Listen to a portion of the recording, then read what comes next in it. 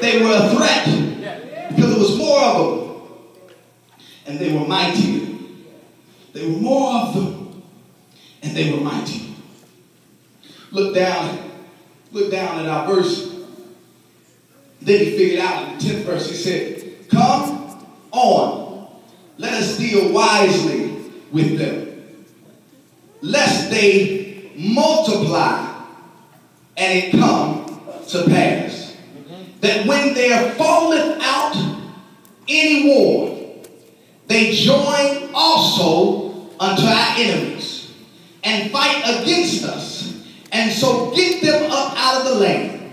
The 11th verse says, therefore did they set over them taskmasters to afflict. They built the Pharaoh treasure, cities, Python, and Ramses. I came to tell somebody in here that the enemy has set up taskmasters over nations. There's devils around here. This is the prince. You got to understand, this world is not our own. We are pilgrims passing through. The Bible says, for we wrestle not against flesh and blood, but against principalities, against powers, against rulers of darkness of this world, against spiritual wickedness in high places. There is an enemy, there is a devil, there is demonic forces set up. Sometimes we don't want to talk about it because we think it's mysticism, but we got to understand that there's angels and there's demons, and there's demons sent out to destroy you, to take over your family, to get into your mind, to trick you and to lure you. But the devil is a liar, because he's giving you the power to tread upon serpents and upon lions. The Bible says in Matthew 10 and 1, it says, and when he called unto them his 12 disciples, he gave them power against unclean spirits to cast out and heal of all manner of sickness and all manner of disease. The enemy is out there, and they're planted on nations, on cities, they're planted in states. They're trying to build a nation that is against God, that is bringing on the end time. And some of us need to open up our eyes. What has happened? How many people realize that you're in the last days?